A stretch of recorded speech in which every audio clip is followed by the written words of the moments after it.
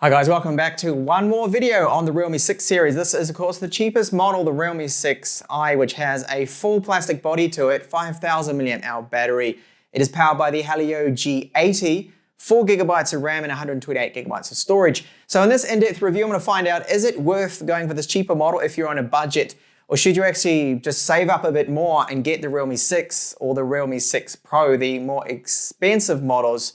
Let's find out. Inside the box, you will find our charger, which is the EU one because I have the EU version here. So it's 9 volts, 2 amps, so that's 18 watts. We get a TPU case in a smoky gray color and a USB to Type-C cable and SIM tray tool. So I have the green tea color right here, and yes, you can see that it's got a rear capacitive always on fingerprint reader. So let's have a look at that first. So I'm going to touch it now, and you see that that was very quick. I'll do it one more time now. Really quick, no problems, and it's working pretty much 10 out of 10 times for me, like most capacitive fingerprint readers. So the screen is 6.5 inches. It is covered with Gorilla Glass 3, and yes, it's HD, which is going to put off a lot of people, but more on that display soon. We do have a 16 megapixel front-facing camera with this. The bezels top and bottom aren't too bad, I guess, for what it is, and the frame around the outside, that is all plastic. So I have easy access to that power button with my thumb, no problems. And the volume up and down keys there too as well, also made out of plastic. So along the bottom, you'll find a Type-C port, 18-watt quick charging is what it supports, which is going to take just over 2 hours. We have a single downwards loudspeaker and a 3.5mm headphone jack with no hiss or static through this line, which is great. Up the top, we have nothing whatsoever. There's no IR transmitter or blaster.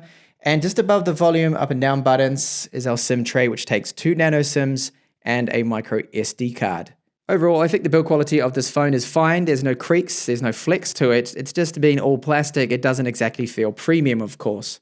So yes, this phone has an HD screen. That's going to be a deal breaker for a lot of people, myself included. I wouldn't touch normally HD phones. Now, is it bad? When you look at it, can you see just pixels standing out everywhere? No. When you get up really close, you can see it's definitely not as sharp as a 1080p panel. It's a very average panel, this one here. The gamma checks out to be about 2.0. Real world images look okay, but they're certainly not the best I have seen on an LCD screen. The maximum brightness is 520 nits. You can still make it out in daylight, which is good at least. And we do have options for our white balance in the settings. There is a dark mode in there and eye care mode as well, which is pretty much standard in phones nowadays. So let's talk a bit about the performance of it. Aided by the fact it only has an HD screen, it's got less pixels to push. This does feel most of the time quite smooth. I've noticed that the UI, sometimes when you get out of a very heavy application like a game, okay, you've been gaming, you get out of it, you will notice sometimes a little bit of lag then. So triggering our full screen gestures doesn't seem to be a problem. Edge detection is good. RAM management is quite heavy-handed, even though I've got the 4GB of RAM. So if I just go through to PC Mark, it's going to reload it. It's been in the background there for about 15 minutes and it wasn't happy with that. So it wants me to reload there. Edge detection with, accidental touches is also quite good. The keyboard, fine. Haptic feedback coming through from the motors is quite light. It's not the strongest that I have felt, and you'd expect that for a more budget-orientated phone here. FM radio is on board, but of course I need to plug in the headset to act as its antenna. And yes, we do also have NFC on board with this one. You can see most of the time the animations are very smooth here. And great that we do have that NFC, which could actually vary from region to region. So the phone does come with a little bit of bloatware here. We've got Opera and a few other apps. So expect to have 2 or 3 bloatware applications, but this is actually pretty good. Now we don't have with this ROM any advertising in the stock apps, which is good. So I have with the 128GB model, I've got 111GB of free storage on first boot. And I am on the latest version here of Realme UI at the time of this video. So we don't have a Widevine Level 1 cert. Is this a problem? Well, I don't really see it as being a big issue considering we have an HD screen on this. So we can't benefit from having full HD, so it doesn't matter there. And then Camera 2 API is level full support, not level 3. It should be level 3, but sadly is not. GPS accuracy is down to 1 meter. Which is very good. We don't have that restriction like we do with the Qualcomm chips, that 3 meters is the cap for them. 1 meter is what you can get with a MediaTek. This one here with the G80, of course. Now, wireless performance is very disappointing. There's no 5G wireless support I'm only being able to get onto 2.4 gigahertz bands for some reason. I think that's all we've got with this one. So that means speeds will be maxing out about 83 megabits per second. That is quite poor. That is quite slow. So expect long download speeds. On 4G, you won't really be able to get any faster than this because I haven't been able to get onto 4G plus with this particular chipset. It's only just 4G, and that sort of caps out about 40 for me, or 30 megabits per second. So at least wireless is a little bit faster there. Geekbench stored nothing amazing here as expected for this chipset, which is low end.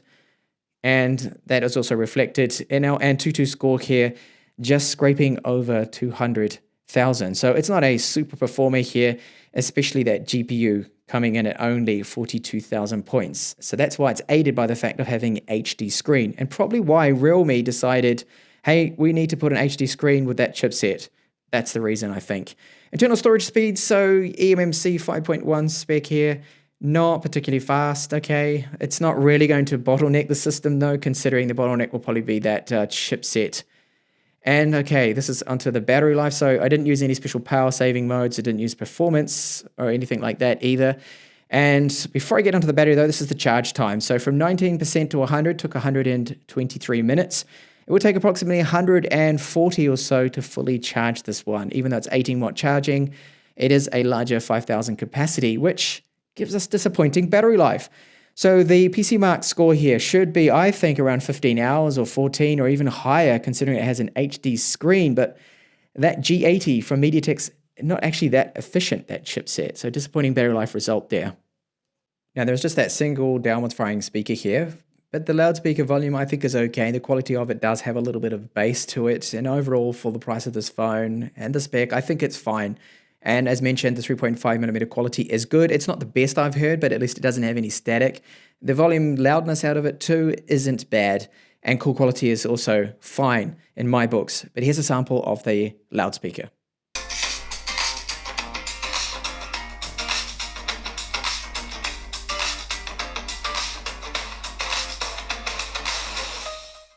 Now, I have noticed that with gaming in this one, it does seem to be smooth and fluid, but now and then I do see a little bit of lag. It's definitely not the most fluid.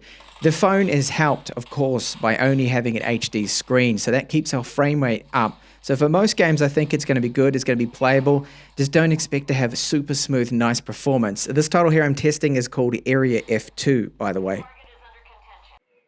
So I'll jump over and show you our camera now here.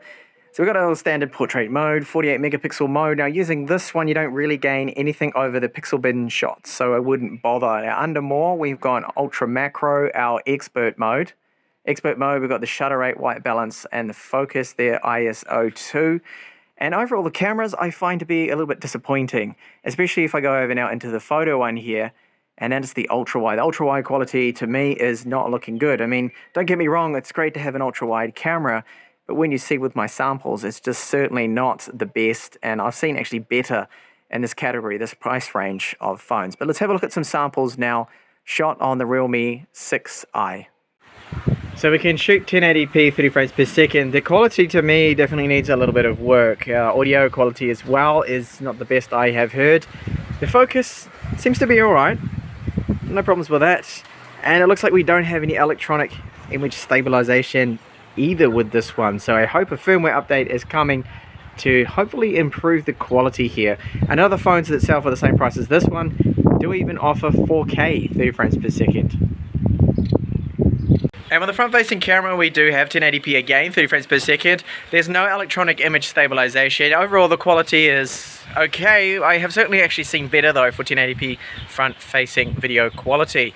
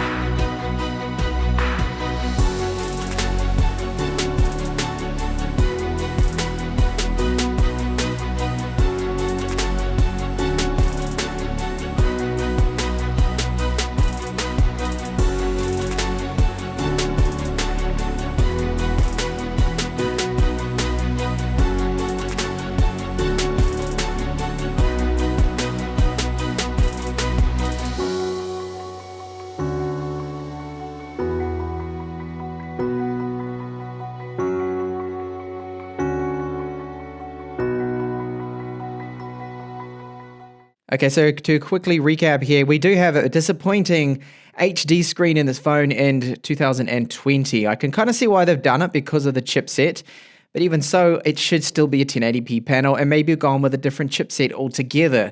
So we don't have a wide vine level 1 cert, not that it matters because it's only an HD screen. That's not much of an issue. However, the wireless is quite slow. That for me is a bit of a problem. You can't really get much faster than 80 megabits per second out of the wireless on this thing, and it doesn't seem to support the 5 gigahertz band, which it should. The other thing is, well, the video quality and the cameras, not exactly amazing there. And the battery life. So the 5,000 milliamp hour capacity, I expected to get a score of about maybe 14, 15, even 16 hours because of the HD screen and PC Mark, where I calibrate the displays to 200 nits of brightness. And this one truly disappointed, just scraping in over 10 hours. So all up, I cannot recommend this phone over, say for example, getting the Realme 6. So either get the Realme 6 with a 90Hz screen, a much more potent chipset, and overall a much better experience, especially for gaming. And battery life, well, it's not as good as this one, but it doesn't really matter because you just gain so much more over this. So make sure you check out my comparison of the Realme 6 versus the Realme 6 Pro, and then the separate reviews of both of those phones. And I hope to see you back in the channel in the next one. Bye for now.